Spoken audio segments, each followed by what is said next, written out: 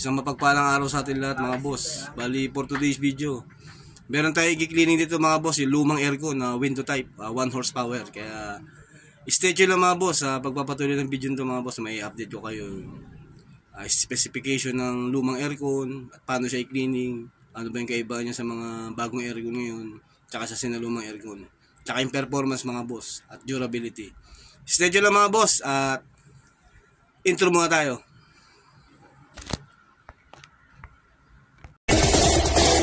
Make the streams louder. Bali yan mga boss, at yung unit na 1 horsepower na Sanyo mga boss, Sanyo. Pinaantar ko na siya kanina, okay siya mga boss, kaya ipupull out na lang natin siya. Ito yung mga controller niya pa nung una. Siguro mga aircon na to, wala pa ako sa mundo mga boss, baka siguro boss matanda pa sa akin to aircon na to, kaya dismantle natin siya mga boss, cleaning natin siya. Inabutan ko siya mga boss, yung status ng aircon na to, ito. Ayan, face cover nya sa baba, talagang panglinis na siya mga boss. Sarado na yung evaporator nya ng mga nahigop nya, kasi mga boss dito dumadaan yung flow ng hangin eh. May fan blade sa loob yan, fan blower. Humihigop dito yung mga boss, dito dumadaan yung hangin, ibubuga ng fan blower dito mga boss. I-deploy niya, malamig na. Kasi itong mga tubo mga boss, ito yung nagpo-form ng ng lamig. Kaya lahat ng dadaan sa fence niya mga boss, malamig na. Sa status niya mga boss. O yan! Papakita ko dito. Sa status kalagayan niya ngayon mga boss, kailangan talaga siya i-cleaning. Kasi ito yung filter niya mga boss. Siguro bihira nila tanggalin, ayun. Kapal ng halikabok mga boss. Kaya stay tuned lang mga boss, baba natin to unit, cleaning natin to mga boss. Aircon na mas matanda pa sa akin. Sanyo yung tatak niya mga boss, non-inverter siyempre. Hindi pa uso inverter ng panahon na yun, pero bumibira pa rin siya ngayon mga boss, kaya pull out natin to. Eds kasama lang si Brownie mga boss. Pull out na lang ito mga boss, baba lang sa baba, doon i-cleaning sa baba. Bali mga boss, naibaba na namin. May push cord kami ni Brownie mga boss, para mahila niya ng maganda-ganda. Okay mga boss, dadali namin sa medyo maluwang-luwang na space mga boss, para maganda-ganda cleaning yan. Kaya maganda lumamig tong aircon na ito mga boss. Aircon na mas matanda pa sa akin, 1 horsepower na non-inverter mga boss. Bali mga boss, dito namin i-cleaning yan, kasi maganda tong space na to eh. Yan, dinismantle natin siya lahat mga boss. Stay tuned lang mga boss. Hindi patan natin yung cart dito, para linis na maganda-ganda to mga boss. Sanyo window type mga boss na 1 horsepower.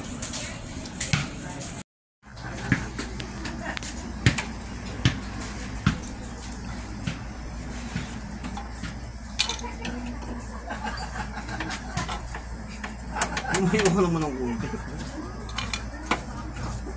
Yan.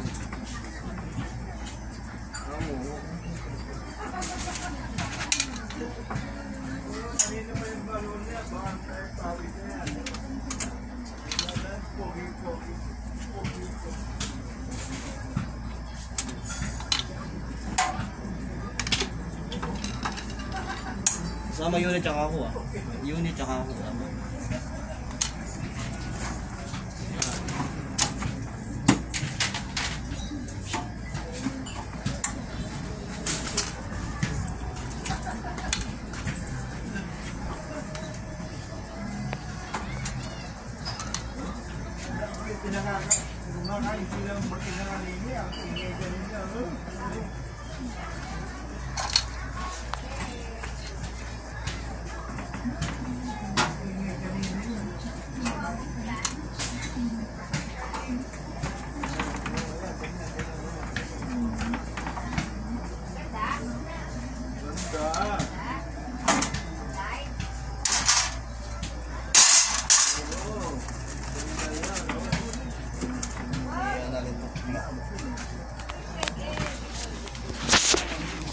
Bali mga boss, i-open na natin yung evaporator niya. Tsaka yung condenser niya, cover. I-save na natin itong control niya mga boss. Tapos ibubuka natin itong evaporator niya tsaka yung condenser niya para malinis hanggang likod mga boss. Ang kwento mga boss, ganito. Luma man yung aircon, pero wala siyang pinag-iba sa mga bago ngayon. Ang kagandahan lang, hanggang sa ngayon buhay pa siya, nakakapag-perform pa rin siya, intact pa rin ang lahat. Ibig sabihin pati ultimong overload niya hindi pa nagagalaw kasi ito pa yung page niya, intact pa ang lahat mga boss. Sa tagal ng panahon, mas nauna pa sa akin tong aircon na to sa mundo. I-cleaning ko siya ngayon mga boss, kaya kagandahan. I-cleaning natin yung aircon na mas nauna pa sa akin sa mundo.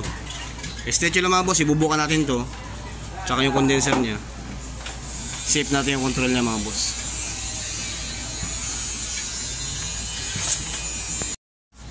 Bali yan mga boss, yung control na lang yung isi-safe namin. Nakadungo na itong evaporator niya. Itong condenser naman niya mga boss, bala ko sanang ilabas din para malinis na maganda. Kaya naman tukutin na lang dito kasi lost thread na ito isang ano niya. Screw niya rito mga boss, isa natanggal ko, lost thread na yung baba. Kaya mga boss, napakasarap lang sa pakiramdam na lilinisin ko yung aircon mga boss na mas nauna pa sa akin. Yung clay niya intact pa, hindi pa na, ibig sabihin na untouched pa talaga siya. Yung clay din ng cover ng overload niya mga boss sa compressor, intact pa rin. Nauna pa sa akin tong aircon na ito mga boss sa mundo. Napaka ano lang sa pakiramdam. I-cleaning ko yung aircon mga boss na vintage mga boss. The same din naman yung procedure. Magkaiba lang sila ng panahon na ginawa mga boss. Saan niya yung brand niya. Kaya safe na lang natin yung control niya mga boss. The same din yung procedure ng cleaning. Tapos proceed tayo sa cleaning mga boss. Bali sa pagtanggal ng control niya mga boss, imbis na magkalas tayo ng mga connector sa loob, bakbakin na natin itong untouched na to para yan, dito natin padadaanin yan para nasira na yung pagkaano. Tanggalin mo to, may screw isa. Yan, tapos palapasin na lang dito. Safe na lang ng plastic yung control mga boss. Tapos proceed na tayo sa cleaning. Yan. Yan, i-plastic mo to, sama yung yan, i-bull mo sa loob, tapos save mo sa plastic. Proceed tayo sa cleaning. Bali yan mga boss, naka-save na yung control natin. Pinutol ko na lang muna yung ground nya. Dudugtong ko na lang ulit mamaya kasi lost thread na itong pinagkakabitan ng screw nya mga boss, kaya pinutol ko na lang muna. Ito yung kadugtungan nya. Kukonek na lang mamaya. Importante lang kasi mga boss, masave talaga yung control nya palibasa luma, para tuloy natin press lahat ng pyesa nya mga boss na wala tayong madadamage. Kaya inangat natin siya mga boss. Kaya proceed tayo sa cleaning mga boss.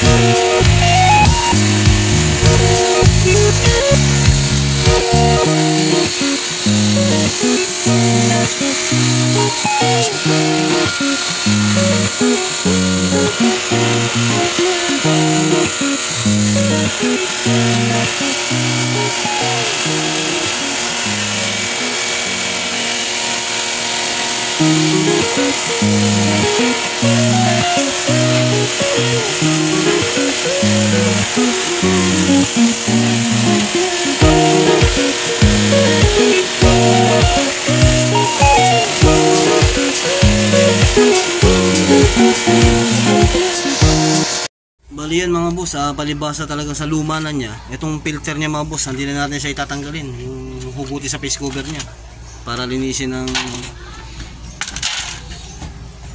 nakahiwalay. Sobrang kapal ng alikabok sa likod. Hindi natin siya tatanggalin mga boss, hayaan natin siya nandyan na lang. Malilinis naman siya kahit na nandyan na lang. Hindi ko na siya alisin sa face cover. Bubugaan ko na siya rito mga boss. Kasi talagang malulutong na yung mga frame niya. Yung frame ng screen mga boss, malulutong na. Gawa nga po na kumbaga sa tao, talagang lolo na tong aircon na to. Kaya i-cleaning natin siya mga boss, yung face cover kasama ng filter, walang tanggalan. Stay tuned lang mga boss, birahin natin to. Pupulituhin natin yung cleaning dito mga boss na hindi tinatanggal yung filter sa face cover niya. Gawa ng malutong na. Madudurog na yan pagka pinagpilitan. Kaya i-cleaning ko siya mga boss na kasama face cover.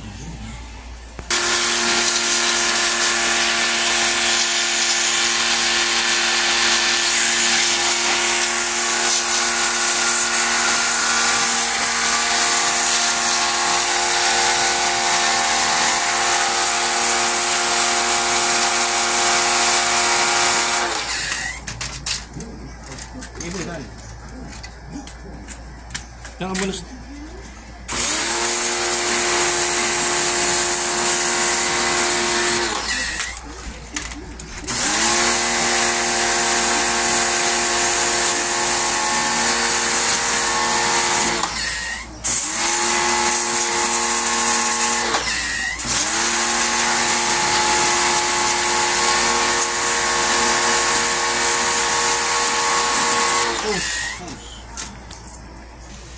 Bali yan mga boss, okay na yung filter natin. Yun o. Okay na rin yung likod mga boss. Malinis na siya. Na hindi natin tinanggal sa face cover mga boss. Kasi halos durug-durug na siya mga boss. Wala na tayong spare na pamalit dyan. Bali ito yung mga alikabok na nakabara sa kanya mga boss sa tagal ng panahon. Kaya eto na lang mga boss, yung mga cover niya, cover ng housing ng frame niya mga boss. Okay na tayo mga boss. Cleaning na natin to. Halos pupunasan na lang yata to, mano-mano. Sabay balik natin lahat na accessories niya mga boss. Okay na tayo rito mga boss. Stay tuned lang mga boss. Halos patapos na rin naman na tayo.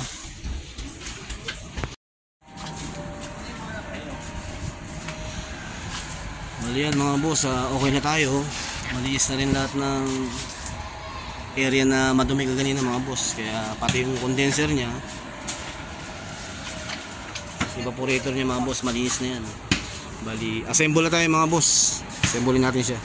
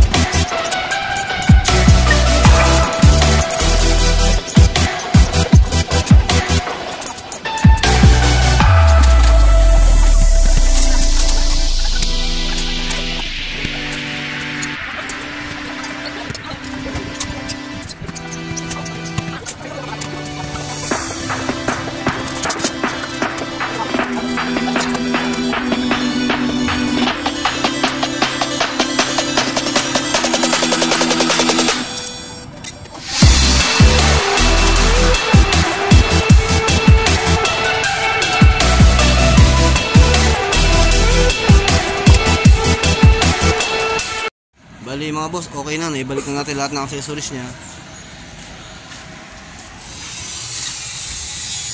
Okay na tayo dyan mga boss. ibabalik na lang natin sa kwarto ni Bossing. Tsaka natin i-test niya mga boss. Kaya okay na tayo dyan. Yung aircon na mas matanda pa sa akin mga boss. Brand niya Sanyo mga boss, na inverter mga boss, 1 horsepower. Kaya stay tuned na mga boss. Ibalik natin sa kwarto ni Bossing para matestra natin cleaning ng aircon mga boss. Na non-inverter, masyado na siyang vintage mga boss. Kinilining natin siya. Same process din naman mga boss, magkaiba lang sila ng panahon ng pagkagawa. Yung mga bago ngayon, tsaka siya. The same process pa rin naman mga boss. Proseso ng paglilinis, mas maingat nga lang tayo sa kanya dahil yung mga piyesa niya ngayon mga boss, lalo na yung filter niya, face cover niya, tsambahan na lang makahanap ng pamalit dun mga boss. Sa lamig naman niya mga boss, okay siya. Maganda yung lamig na ipinoproduce niya. Kaya mga boss, balikan natin siya. Bali mga boss, babalik natin sa kay customer. Proceed na tayo sa pangalawang cleaning natin ngayon mga boss.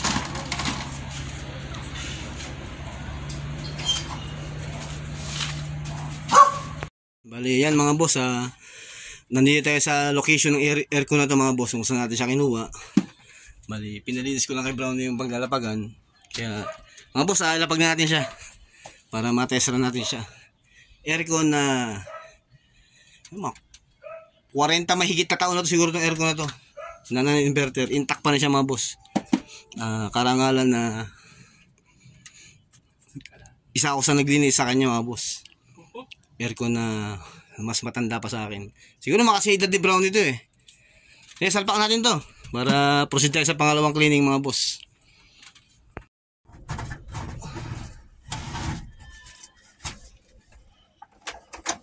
Face cover.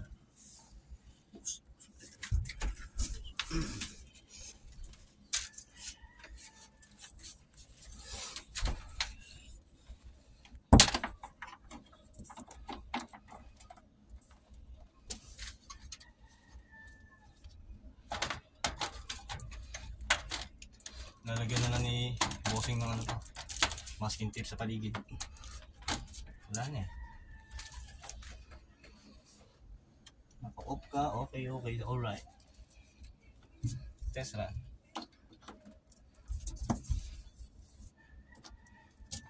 Ayan.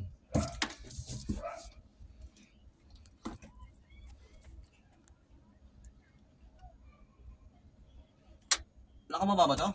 Hindi. Baka gulos lang doon sa may saksakan mo. Lamang.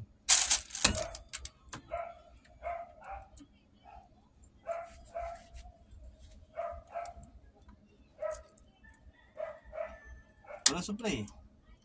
Hindi. Meron yun. Tayo kabila. Walang supply.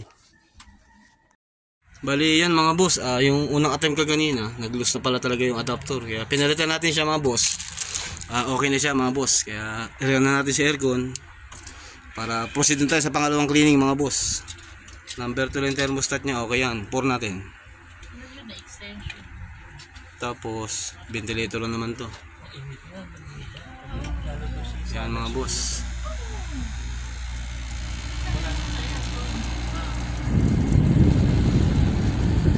Running na si unit mga boss.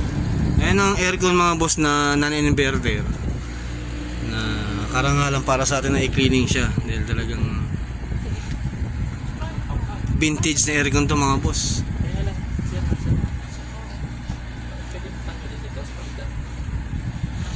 Ito yung umandar si compressor. Ayan, umandar si compressor mga boss. Okay na siya.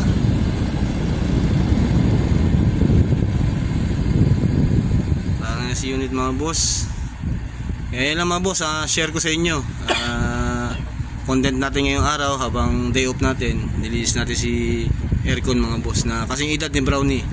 Stay tuned lang mga boss, hanggang sa susunod na content may i-share ko sa inyo. Galing sa inyo yan kanina pa galing. I-share ko sa inyo mga boss pag may panibago tayong content. Hanggang sa muli mga boss, ingat tayo palagi. God bless sa atin lahat mga boss.